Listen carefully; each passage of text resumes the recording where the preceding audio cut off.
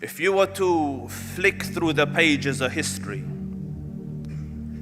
and come to the beginning of our history, or the history of our nation, as in the sovereign Muslim nation, you would notice that at that time, in that age or in that era, there were two main world powers, superpowers or empires. On the one side was the Persian Empire, and on the other side was the Roman Empire. And both of these empires had reached the zenith of power. They boasted political stability, economical prosperity, military capability, and an influence that extended over much of the globe.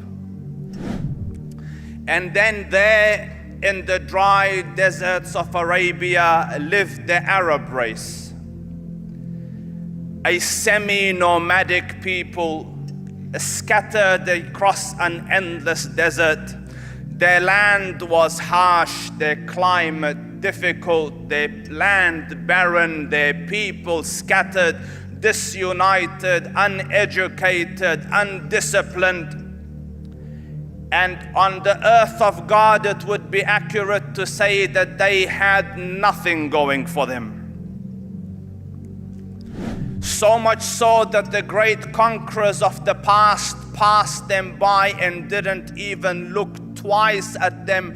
They didn't even consider them a people worthy of conquest.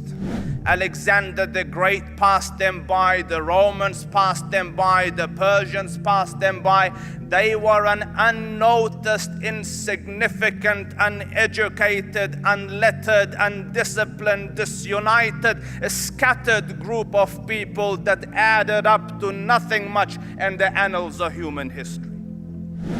Politically, they thought small, they aimed small. One of their greatest men, this is later on, but the reference that I am giving here is in his days before Islam. A man came and asked him, Ya Umar, what is your biggest aim in life? What is your biggest goal in life? What do you want to achieve in life? What do you live for? He said, I wish that if I could have a herd of camels, that I could breed and milk and live off that comfortably. That is my aim in life.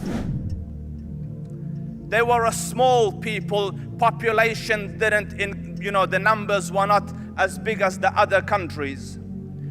And yet Allah Rabbul Izzah chose and preferred this unnoticed, undisciplined, disunited, uneducated, scattered group of people to become the primary promoters and propagators of the one true religion of God.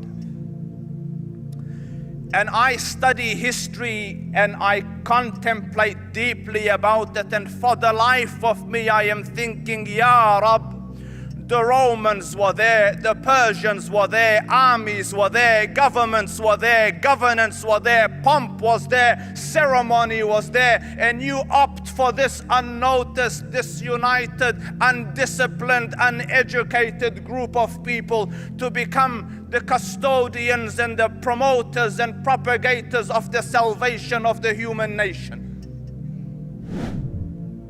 And yet, when this group of people, semi-nomadic group of people hovering on the brink of barbarism, when these people entered Islam, when it became their life and their focus and their purpose and their everything, within a few decades, this insignificant, unnoticed, undisciplined, small, uneducated nation expanded and extended from Granada in Spain on one side to New Delhi in India on the other.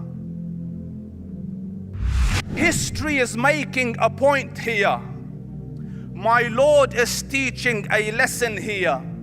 And that point in that lesson is this: that you can be the lowest of low, the most insignificant, unimportant, undisciplined, disunited nation on the face of this earth.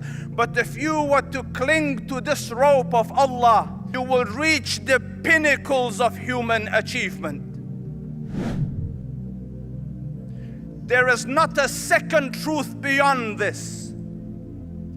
And so far as they held on to this deen, there was not another nation that could show light to them. History calls them the torchbearers of light and education. At the time the Prophet came, sallallahu alaihi wasallam, to Mecca, the historians record that there were 18 people that could read and write in the whole of Mecca. 18. By the time the Prophet left, Arabia had become teachers of the world. And that same Umar ibn al-Khattab radiyallahu anhu, who yesterday wanted to have a herd of camels, they ask him now after Islam, Ya Umar, what is your goal? What is your purpose? What's the mission of your life? What do you want to live for? He says, I want to struggle till the deen of Muhammad reaches every corner of the globe.